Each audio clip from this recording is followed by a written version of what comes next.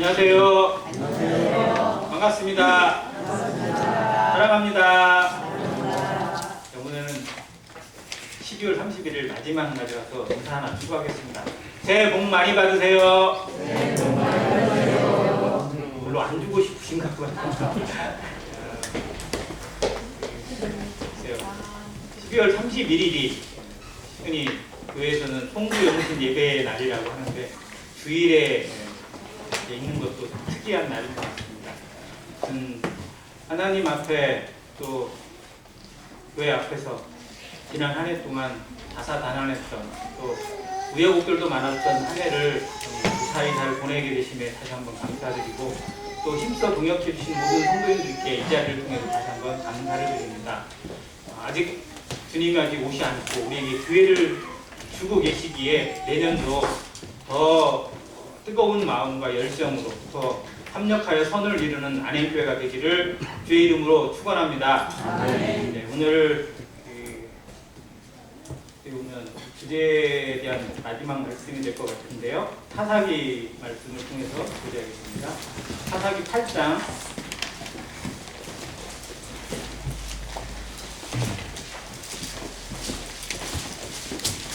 사사기 8장 1절부터 3절까지 말씀을 보겠습니다. 사사기 8장입니다.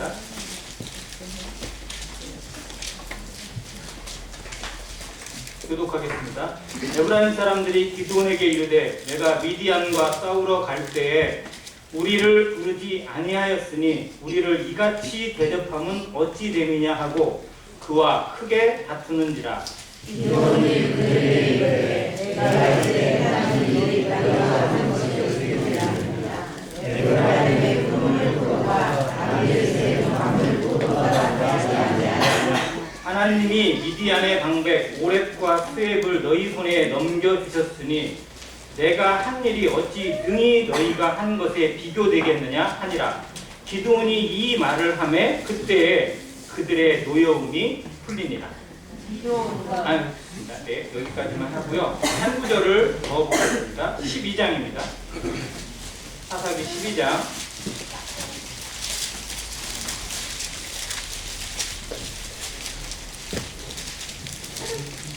여기도 역시 1절부터 3절까지 먼저 읽겠습니다. 도독입니다. 에브라임 사람들이 모여 북쪽에서 가서 입다에게 이르되 내가 암몬 자손과 싸우러 건너갈 때 어찌하여 우리를 불러 너와 함께 가게 하지 아니하였느냐. 우리가 반드시 너와 내 집을 불사르리라 하니 입다가 그들에게 이르되 나와 내 백성이 암몬 자손과 그에 싸울 때에 내가 너희를 이르되 너희가 나를 그들의 손에서 구원하지 아니하고 나는 너희가 도와주지 아니하는 것을 보고 내 목숨을 돌보지 아니하고 건너가서 암몬 자손을 쳤더니 여호와께서 그들을 내 손에 넘겨주셨거늘 너희가 어찌하여 오늘 내게 올라와서 나와 더불어 싸우고자 하느냐. 6절 한 구절 갖고 읽어주시기 바랍니다. 6절입니다. 시작. 사람이 그날로 바라보고 10솔에 그가 가능하면 길앗 사람이 곧 그를 잡아서 요단강 나루에서 죽였다. 그때 에브라임 사람의 죽은 자가 4만 2천명.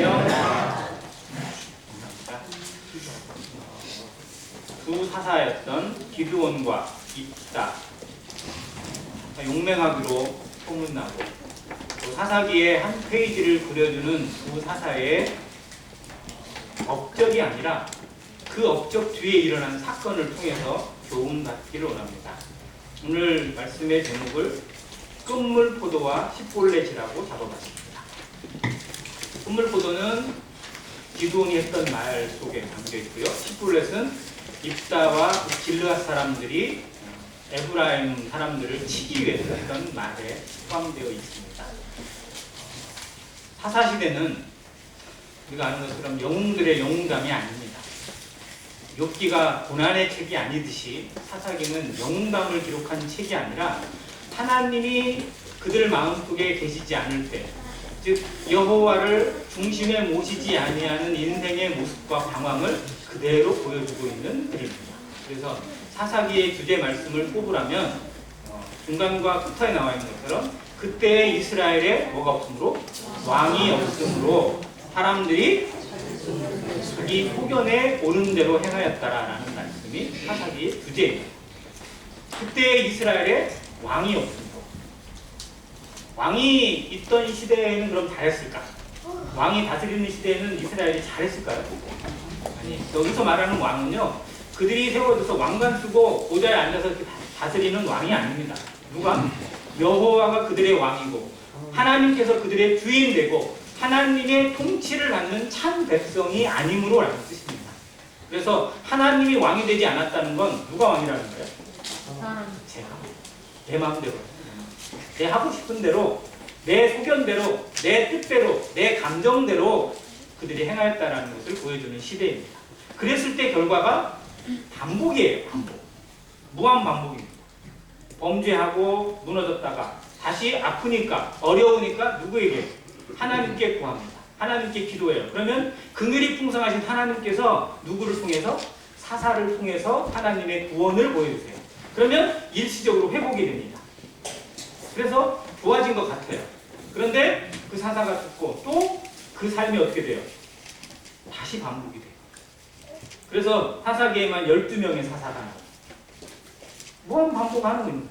그러면 우리들의 신앙생활은 어떤가? 우리들도 사사기에 있는 이 역사처럼 그런 반복된 신앙생활을 하고 있는 것은 아닌가 돌아봐야 된다는 겁니다. 우리에게 정말 하나님이 왕이시고 예수 그리스도가 왕된 삶으로 하나님 앞에 살아가고 있고 하나님께 영적 예배를 드리고 그리스도를 닮아가고 있는 삶인지, 정말 교회를 통해서 진정한 연합을 이루고 하나님의 뜻이 이 안에서 서고 있는 교회의 모습인지, 아니면 여전히 내 육신이 살아있고 내 자아와 내 욕심으로 치우치는 일로 인해서 넘어졌다가 깨졌다가 부서졌다가 그래서 다시 엎드렸다가 회복되는 과정을 또 반복하고 있는 것은 아닌지 돌아보게 하시는 말씀이 사사기의 말씀입니다. 그 중에 대표적인 두 사사가 바로 기드온과 입다인데, 기드온과 입다는 공통점도 있고 차이점도 참 분명하게 나타납니다. 이 두 사명의 사사를 잠깐 좀 살펴보겠습니다. 먼저 기드온이 하나님 앞에 사사로 부름받습니다. 그는 어느 지파일까요? 기드온은? 유다 지파. 네, 므낫세 지파입니다. 므낫세 지파에, 그리고 자기의 집이 그 아비에셀에 속한 집이라고 하는데 제일 약한 집이라고 스스로 고백을 해요. 즉 므낫세는 이스라엘 12지파 중에 끄트머리에 있는 지파예요. 숫자를 봐도 규모를 봐도 그렇게 내세울 만한 게 별로 없는 지파였어요. 그런데 자기 집은 그 중에서도 제일 저 꼴말이에 있는 거예요. 제가 흔히 저의 고향을 표현할 때 전라북도 중에서도 제일 못 사는 장수, 장수 중에서도 제일 가난한 번암이라고 제가 얘기를 많이 하는데 깡촌이라고 표현하죠. 자, 이 기드온이 자기를 표현할 때 그렇게 표현합니다. 우리 집은요 제일 약한 므낫세 지파 중에서 제일 끄트머리에 있는 집입니다. 그리고 나는 그 집에서 막내 종에 속한데 내가 무슨 큰 용사고 내가 무슨 일을 할 수 있겠습니까? 라고 얘기를 했던 거예요. 자, 그런데 그런 기드온을 부르셔서 하나님 앞에 일하게 하시고 그 기드온이 하나님이 함께 하시는 것을, 그리고 하나님께서 자기를 도우시는 것을 체험하게 했던 땅이 여호와 샬롬입니다. 그래서 여호와 샬롬, 성경의 구약에 나타난 하나님의 이름 중에 가장 놀라운 이름 중에 하나인 여호와 샬롬이 기드온을 부르실 때, 기드온이 그 대답에 응답하실 때 주신 이름이에요. 우리가 여호와 샬롬이라고 하려면요, 내가 약한 것을 탓하지 않고 하나님의 말씀에 응답할 때, 아멘 할 때 진짜 여호와 샬롬이 이루어집니다. 그것을 보여준 사람이 기드온이에요. 자, 그렇게 해서 이제 하나님의 일을 감당하려고 하는데 겁이 너무 많아요. 기드온은 용맹한 용사라기보다는 실상은 되게 소심한 사람이에요. 자, 먼저 자기 집이 어땠느냐? 우상을 집에다가 모셔놨어. 우상을. 자기 집 안에, 그게 자기 집이라고 할지 자기 집의 관할에 있는 땅이라고 할지 모르겠어요. 그런데 거기에 아세라 목상과 뭐 그게 거기에 있는 거예요. 그러니 하나님의 일을 감당하는 사람이 그걸 우상을 옆에 두고 일을 어떻게 감당해요? 그래서 하나님은 먼저 그걸 치라고 하셨어요. 그거 없애버리라고. 그런데 백주 되나서 했다가는 돌매 맞아 죽을 것 같으니까 밤에 자기 하인들 몰래 데리고 가서 밤에 목상 찍어버리고 무너뜨립니다. 자, 그 일로 말미암아 어쩌면 기드온이 죽을 수도 있었어요.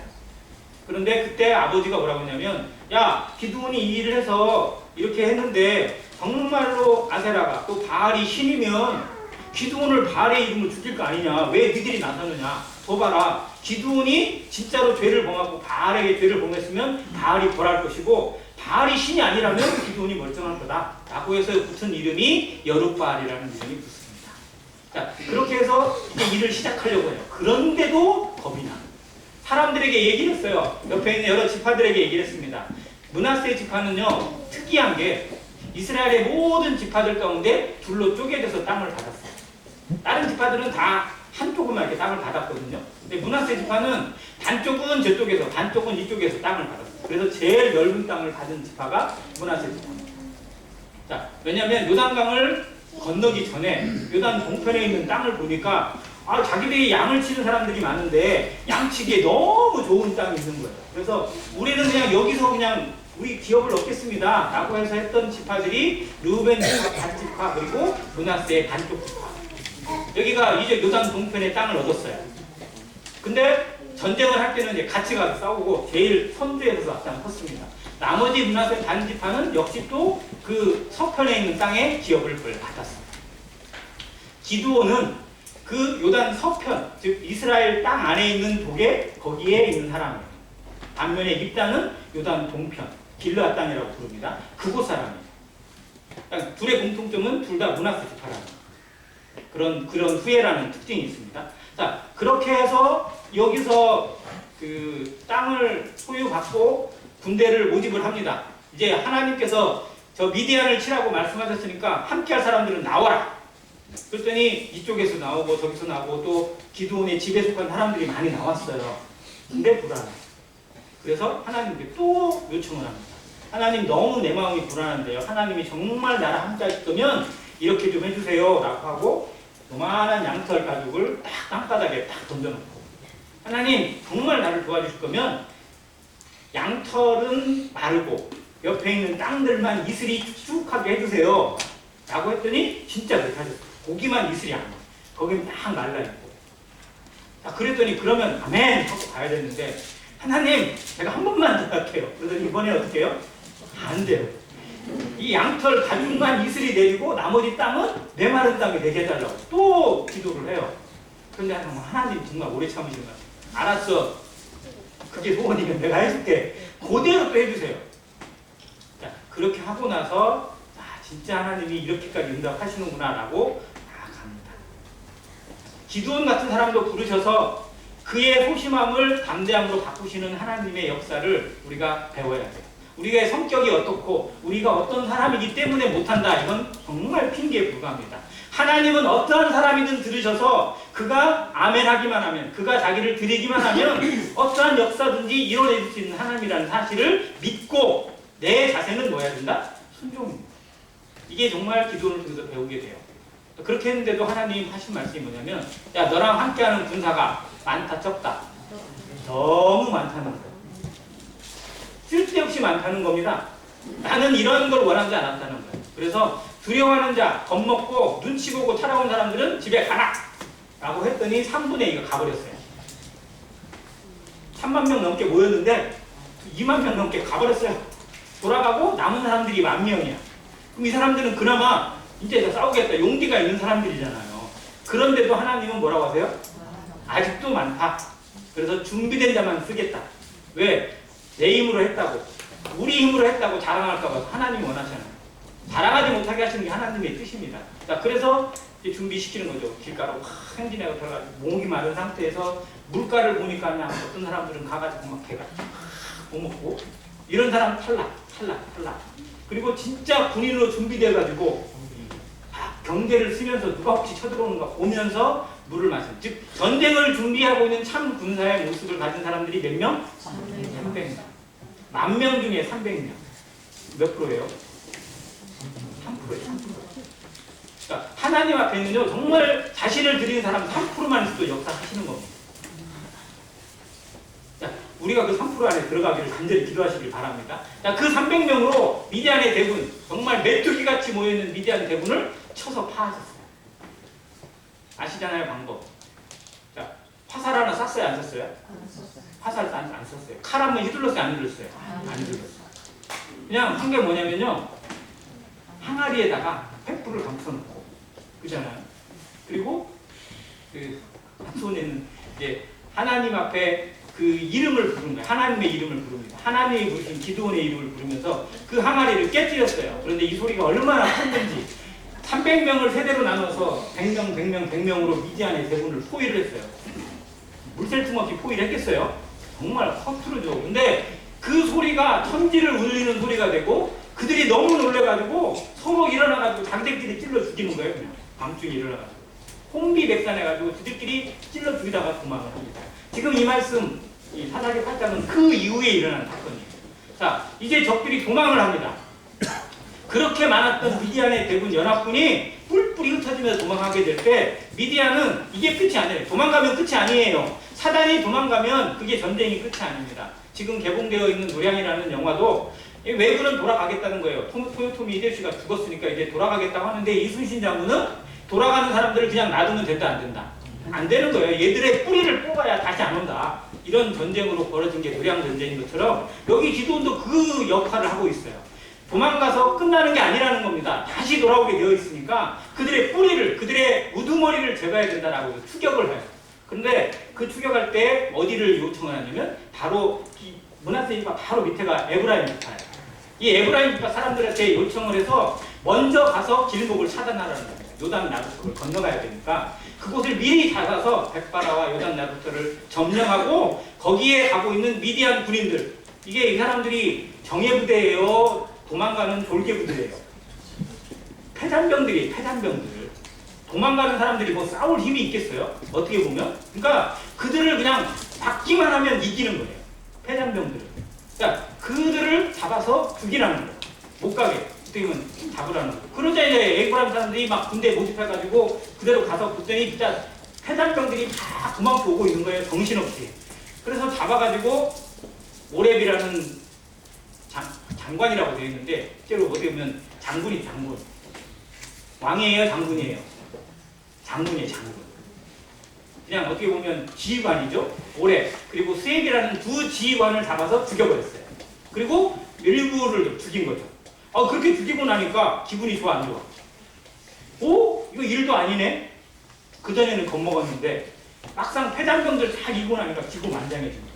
이럴 줄 알았으면 우리가 처음부터 해가지고 공을 세웠어야 되는데 기도원에 가서 따져야겠다 해가지고 와가지고는 기도원에 따지는 거예요. 야, 왜 처음부터 우리 안 불렀어? 처음부터 불렀으면 우리가 열심히 싸웠을 텐데 왜 늦게 불러가지고 우리로 이거밖에 못하게 만들어? 라고 하면서 시비를 거는 거예요.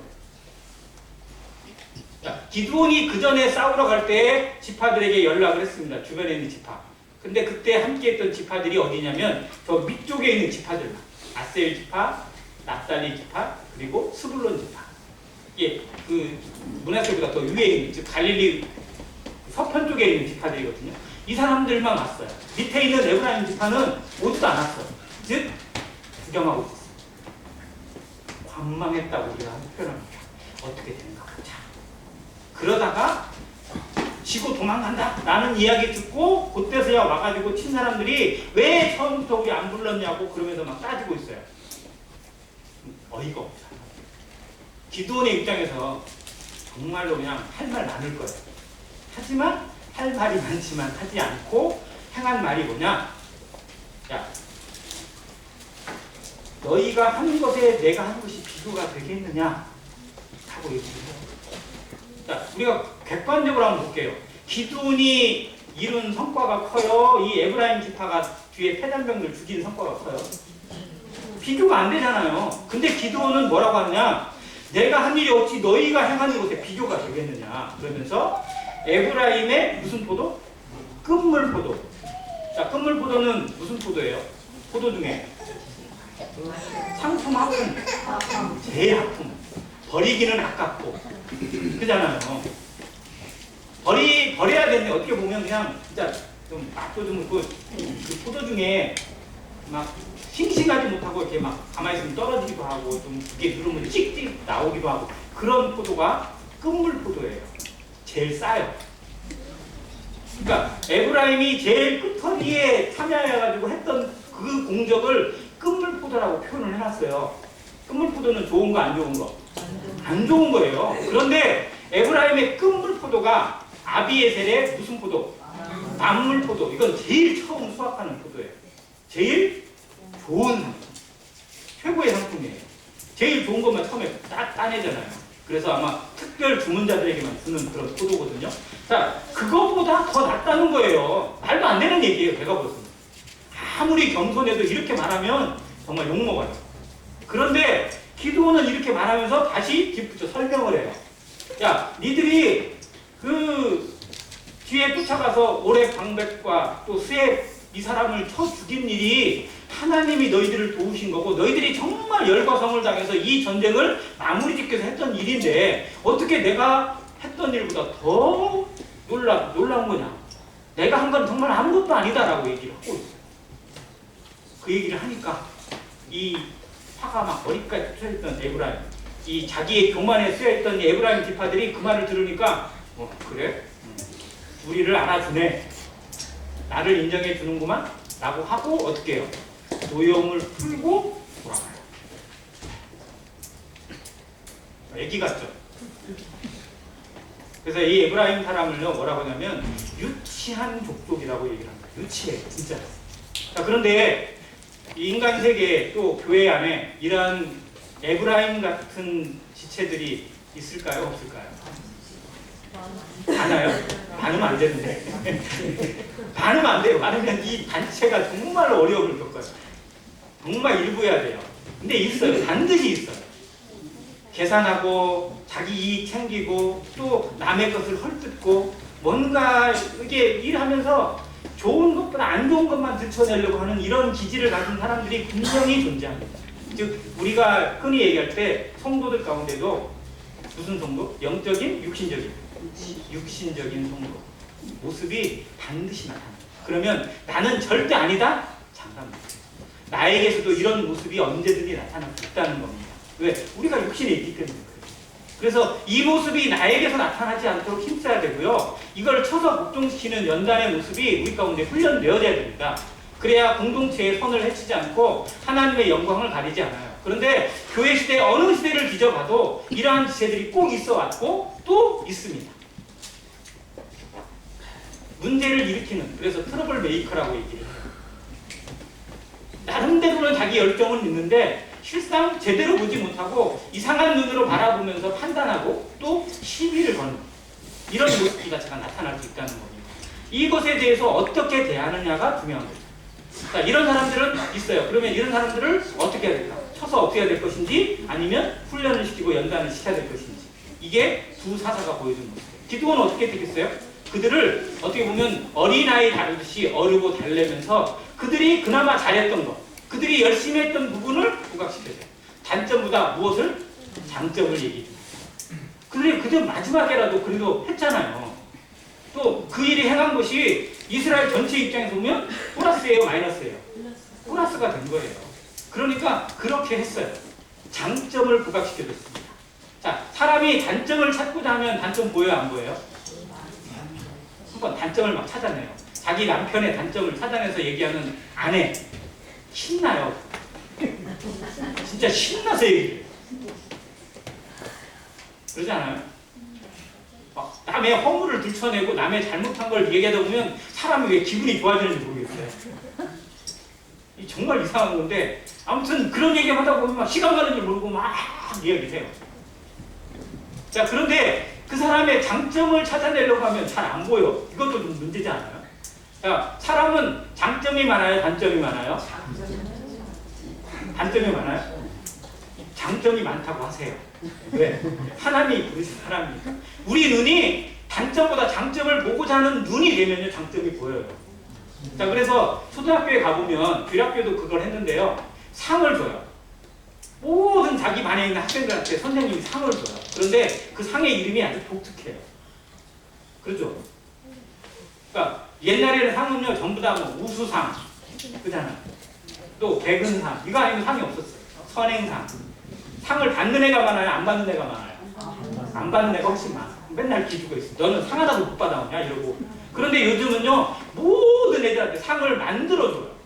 그의 특징을 찾아내는 거예요. 그 애는 이러이러하지만 아이디어가 독특한, 그래서 아이디어 독특한 상, 무슨 상, 뭐 이런 식으로 만들어준다니까. 장점을 찾아내려고 하면 사람은 어마어마한 장점을 가지고 있어요. 잠재력이라고 해요. 그런데 교회는 그 장점을 일으키고 장점을 부각시켜주는 곳이지 단점을 찾아내서 누르는 곳이 아니라는 겁니다. 근데 우리 눈은 어떤지 보세요. 내 눈은, 내 마음은, 내 입은 사람의 장점을 찾아내는지 단점을 먼저 찾아내고 있는지.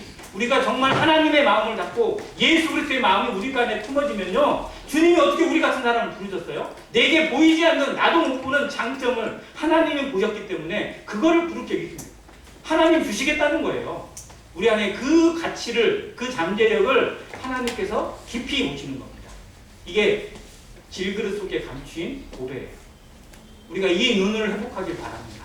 그래서 정말 서로가 하나됨을 지키는 교회의 가치가 뭐였냐?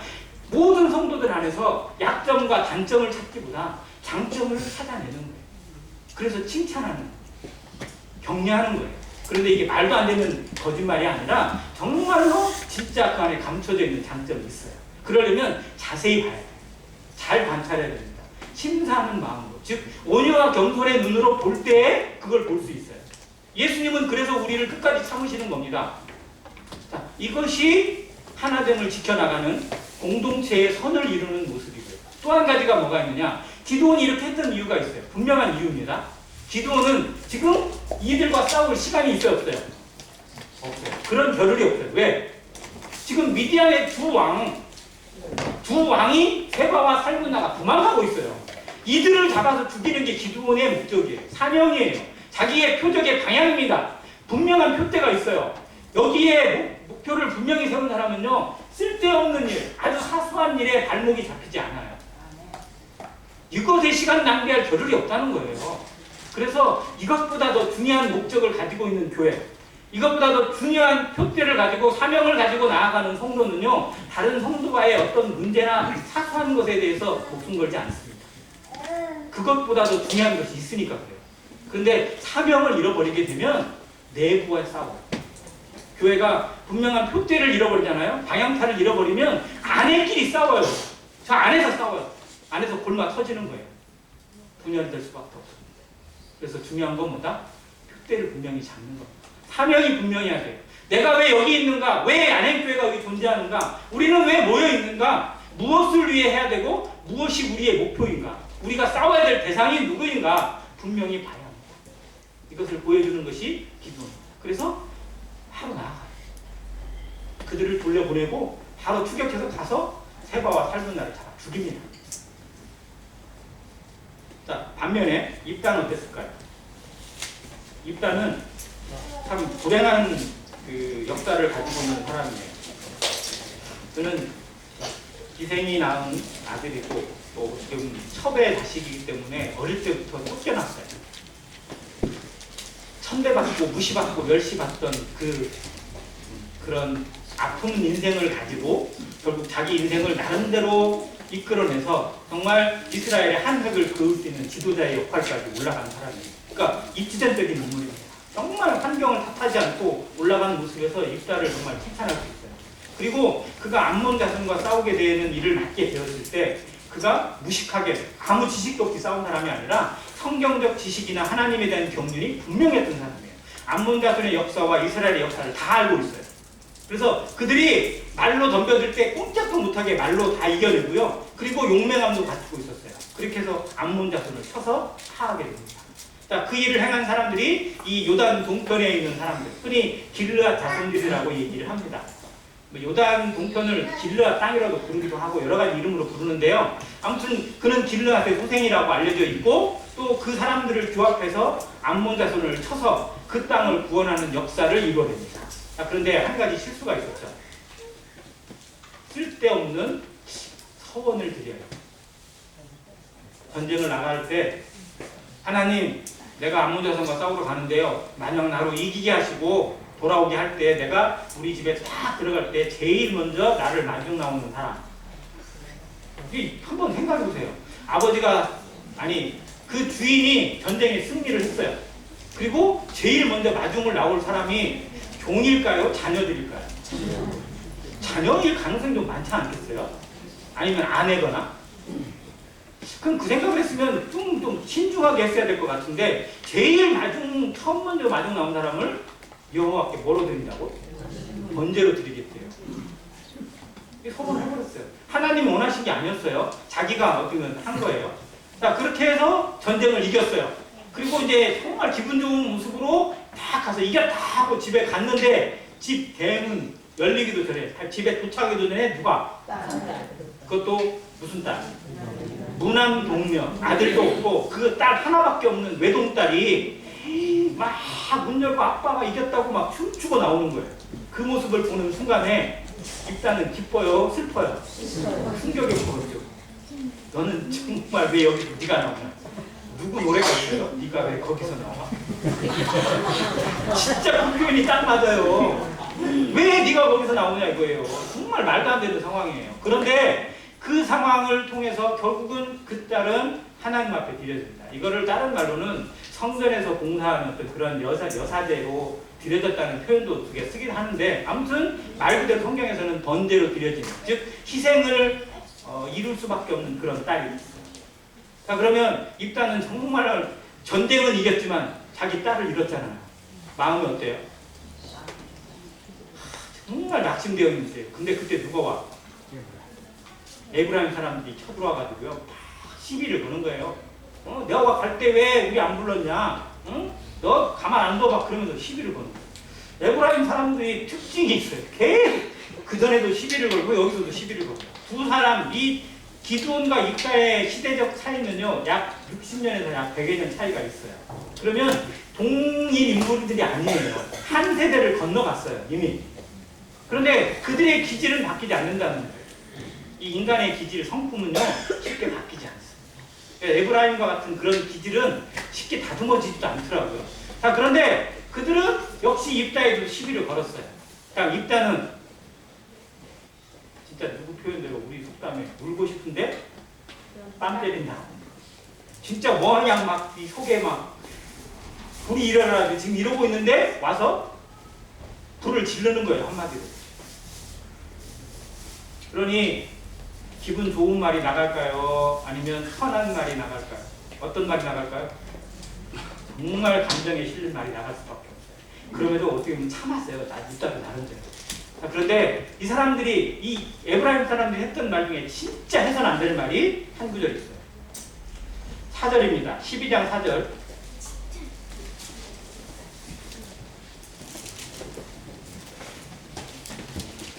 입다가 길르앗 사람을 다 모으고 에브라임과 싸웠으며 길르앗 사람들이 에브라임을 쳐서 무찔렀으니 여기 같이 읽으세요. 시작.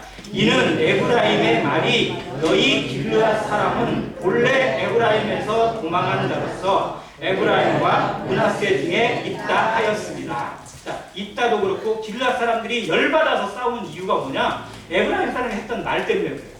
뭐라고 했냐면 너희 길르앗 사람들은 본래 우리 중에 있다가 도망가던 놈들이잖아 라고 했어요.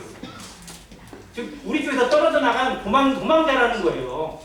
길르앗 사람들은 그런 사람들이 아니에요. 므낫세 반지파 쪽에 있던 사람들이고 또 한편에서는 또 그 첫 번째 아들 누구죠? 르우벤 지파 뭐 이런 사람들 그쪽에 소속되어 있거든요. 에브라임 지파에서 떨어져 나갔다는 이 표현은 진짜 거짓말이에요. 말도 안 되는 어떻게 보면 정말 그들을 무시하는 말이고요. 그들을 얼마나 우습게 여겼는지 보여주는 말이에요. 자, 에브라임은 왜 이런 말을 했을까? 왜 이런 생각을 가졌을까? 이게 에브라임과 므낫세의 관계 속에 있어요. 자, 에브라임과 므낫세는 형제예요. 요셉의 두 아들입니다. 누가 큰아들이에요? 므낫세가 큰아들이고 에브라임이 둘째 아들이에요.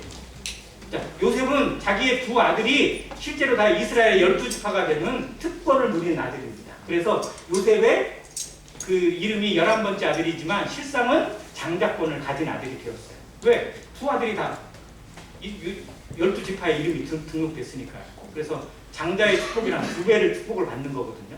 자, 그런데 야곱이 죽어가면서 늙어가지고 눈도 잘 보이지 않는 상태에서 두 아들을, 즉 요셉의 두 아들을 자기 아들 삼으면서 축복을 하는데 이렇게 해야 되는데 손을 이렇게 해가지고 그래서 둘째 아들을 더 장자로 삼아버렸어요. 더 축복을 해버렸고 므낫세는 되려 동생이 되어버렸어요. 그래서 에브라임 지파가 이스라엘의 지도자 지파가 되어버렸어요.